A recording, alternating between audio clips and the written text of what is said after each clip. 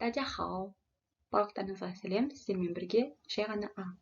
Бүгін біз Қытай тілін үйренуді жалғастырамыз, және де бүгінгі біздің тақырыбымыз Қытай тіліндегі амоним сөздер тоңйинсі.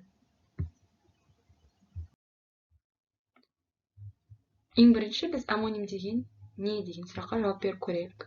Амонимдер шығу жағынан да, мағына жағынан да басқа айтылу және жазылу бірдей сөздер. Қазақ тілінде мысал келтіретін болсақ, ат сөзі. Ат жұмыс көлігі, ат есім атау, ат етістік бұйрық-рай ретінде де қолданылады.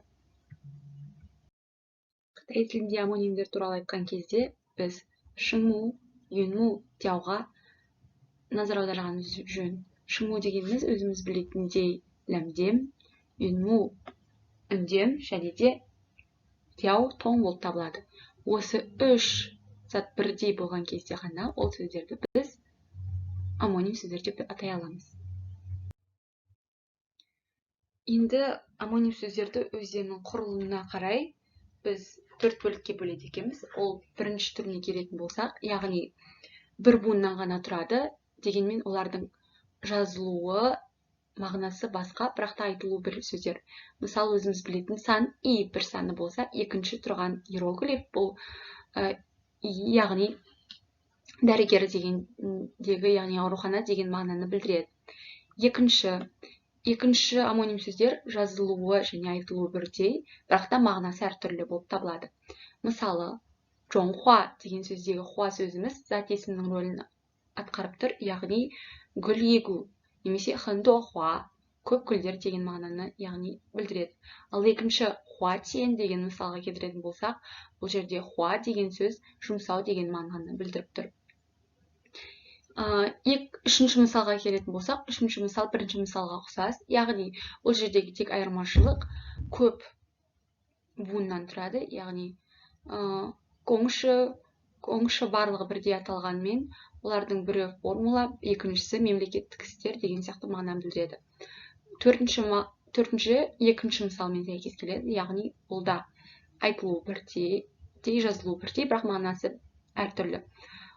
Мысал келтіретін болсақ, хейрін, яғни бұл адамның сыртқа келбетіне, оның түсіне байланысты, яғни айтылатын болса, екінші хейрін дегеніміз ол адамның жан дүниесіне байланысты, яғни іші қара адам, яғни ниеті таза емес адамның деген мағынаны білдіреді. Жалпы амонимдер зерттеген кезде басқа тілдерден қарағанда Қытай тілінде өте көп амонимдер бар екен байқауға болады. Бүгінгі ең танымал сөзді қандай сяндай хамүйді деген сөздікті қарайтын болсақ, осының ішінде 1500-ден жетер-жетпес амоним сөздер кездескен екен.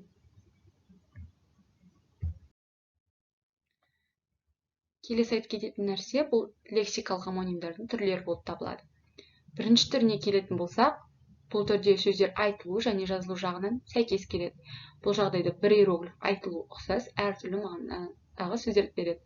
Оларды тоңйин, тоңсин, сы деп атайды, яғни сы деген сөз деген мағынаны білсе, келесі кезде ол әдеби форма деген мағынаны білдіреді екен.